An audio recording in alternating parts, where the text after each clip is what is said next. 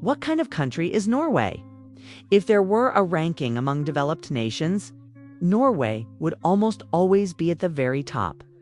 This is a country that never shows off. Norway's GDP per capita has long been among the top in the world. This SMA, so how comfortable is life here? Let Norway if your annual income is less than around 180,000 RMB equivalent. You are not considered an ordinary worker. In official statistics, you are directly classified as a low-income. That alone already tells you how high the baseline is. But what are from the moment you are born? The government is almost like a money machine, continuously supporting you. Child benefits are given year after year, all the way until adulthood. By the time you turn 18, you've already received a significant amount of support just for existing. Then you grow up, thinking it's finally time to work hard and contribute to society. But when you actually look at the working hours, you might be shocked. In Norway, many people only work around 27 hours per week. Think about that for a second.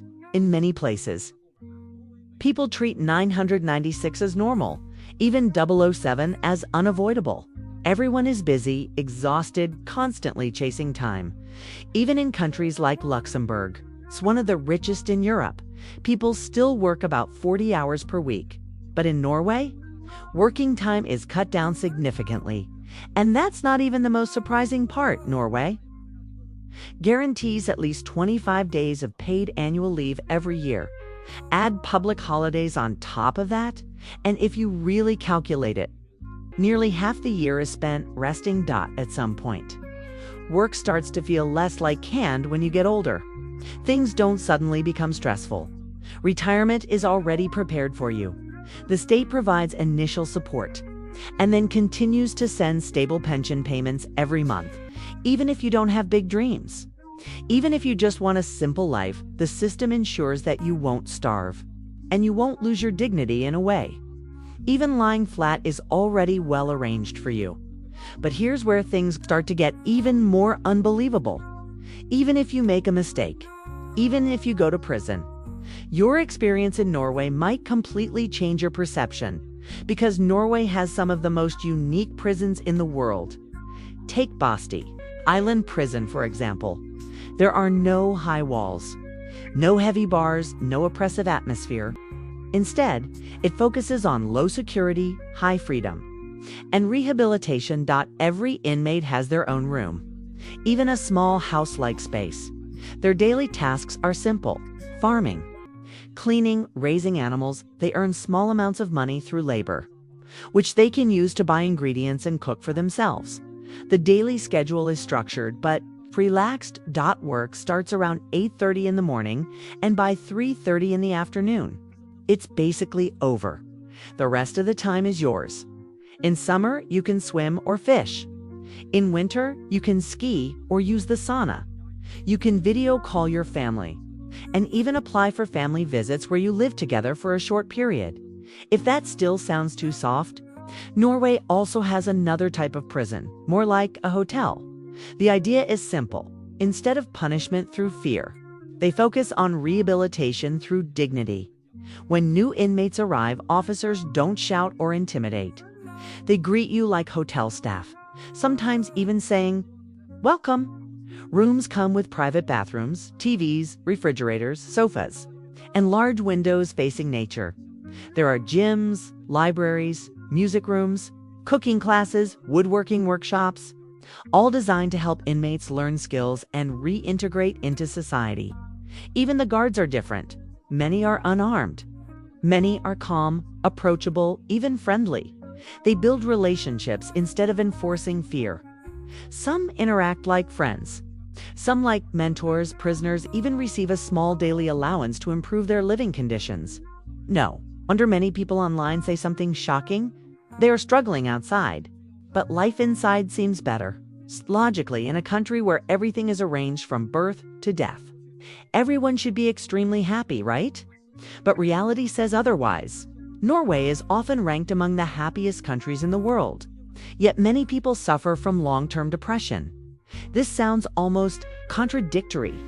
Why would a place with so much comfort still have so many unhappy people?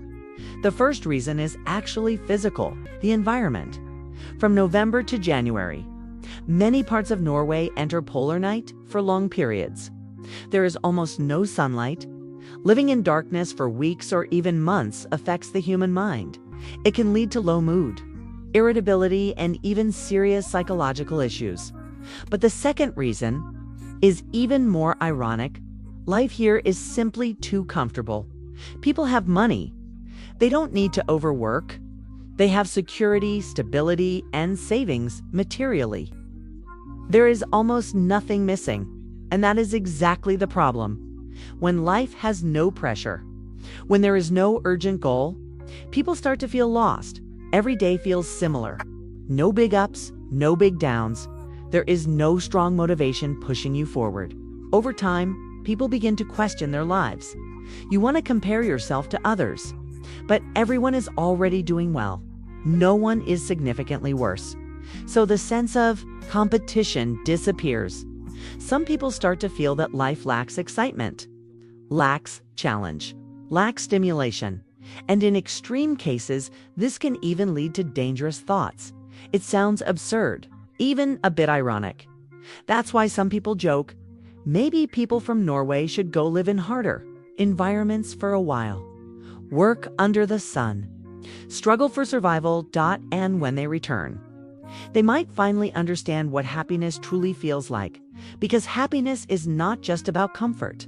Sometimes it comes from contrast.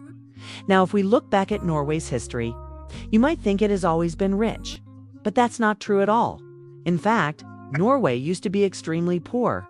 Harsh climate, little farmland, long winters. Survival was difficult. People relied on fishing, logging, and trade. Food was unstable. Life was uncertain. At one point, survival pushed people to become something else. Vikings. They turned to the sea, to raiding, to expansion. From survival to conquest. That period shaped much of their history.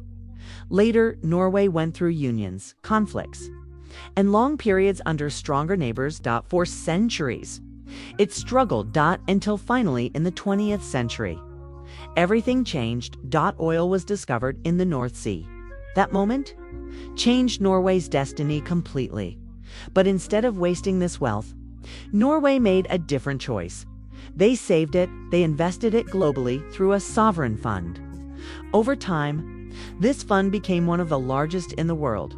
Even as oil runs out in the future, Norway will still have stable income. That is why it became rich and stayed rich. But in the end, Norway became something very unique. A country that is incredibly wealthy, yet quietly struggling with something else. Because when life becomes too easy, people don't suffer physically anymore, but mentally. They begin to search for something they cannot easily find. Meaning. And that is the biggest contradiction of Norway. A place where everything is almost perfect. Yet not everyone feels happy, because sometimes too much comfort can make people forget what happiness really means.